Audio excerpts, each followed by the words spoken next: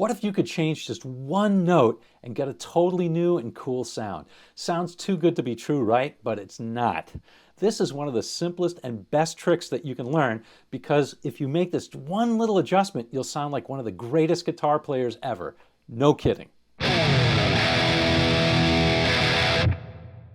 I've known a lot of guitarists, admittedly a lot of rock guitarists, and every one of them who's tried to solo knows about the pentatonic box. You know the one. We all know it because it sounds great for rock, blues, and even country, but sometimes it can sound a bit harsh. And that's when some of us learn that it's actually called the minor pentatonic scale, and in this case, the A minor pentatonic scale. And we learn that there's an A major pentatonic scale too, and it's related to the A minor pentatonic scale in this way: 3 frets lower on the fretboard, but the same pattern. And we can learn all that in different positions, but let's just keep it simple for today. Okay, so far so good. We've got the minor pentatonic, and now we've got the major pentatonic, and we soon find out that the major pentatonic has a sweeter sound, but sometimes it's too sweet for rock and blues. Ugh, one's too sweet, one's too harsh. I think I see where this is going. Yeah, we want a sound that's just right, but that pursuit usually leads us in one of two directions. The first is to combine the major and minor pentatonic scales. Now, there's a lot out there on this combining the major and minor pentatonic, and it's certainly doable, but to my ear, most of the players who do this even successfully become rather notey. They play a lot of notes. Of course, that's great if you're Alvin Lee or maybe Yngwie Malmsteen. The second way is to go the modal route: Ionian, Dorian, Mixolydian, and the like. Now, these diatonic scales are great, but it's definitely not for everyone. And I find players who do this often become quite scaly in their play. But wouldn't it be nice to find something simple that was in the Goldilocks zone? Not too harsh, not too sweet.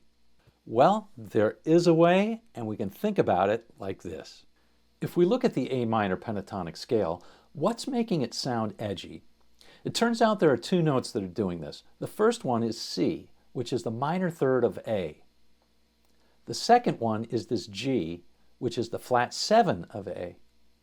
So if we want to temper some, but not all of the edginess, why not change one of those notes? If we take this C, the minor third, and we move it to a major third, a C sharp, we do exactly that. We make it a little bit sweeter, but we leave a little bit of edge in there too.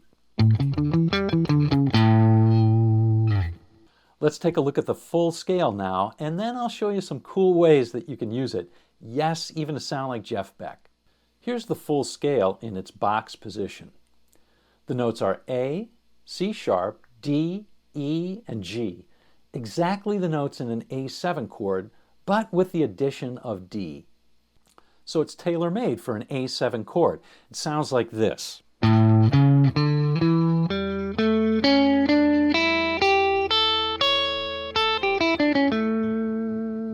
Pretty cool. It still retains that open feel of a pentatonic scale. Not too many notes, lots of space, but it's just as easy as the minor pentatonic. But how do we use it? What are some of the licks? Aren't we going to sound like Jeff Beck? Yeah, we definitely will. Here are some things that you can do with it. You've got lots of different intervals to play with. First, there's this 2-step interval between the A and the C sharp. You can use that pretty effectively. Very airy sort of interval that you can use. The second thing is, it's got some standard bends. You know, that's sort of a standard minor pentatonic thing, but it has a half-step interval between the C sharp and the D, so you can use that to bend. It's got some cool bends, half-step bends. Or even the Jeff Beck Jan Hammer thing. Cool, so we just have one more thing before I demo this over a backing track. What is this scale called? Unfortunately, it has a bunch of different names. The Eastern pentatonic scale, the Jan Hammer scale, the Jeff Beck scale, and inevitably the Mixolydian pentatonic scale. But I like to just call it the dominant pentatonic scale. And with that, let's take it for a test drive to see what it can do over an A7 vamp.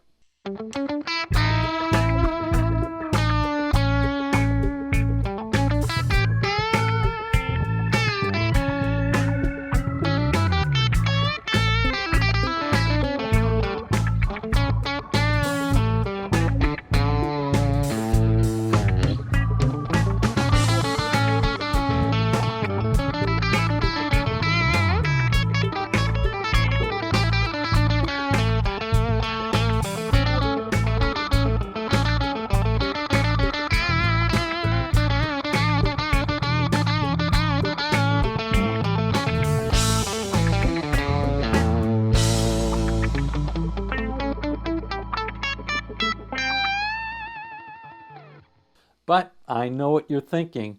What if we did the same thing but with the flatted seventh instead of the minor third? Well, my friend, you are in luck because that's exactly what I do there. So click on this video and I'll tell you all about it. I'll see you in the next video. I'll see you on down the road.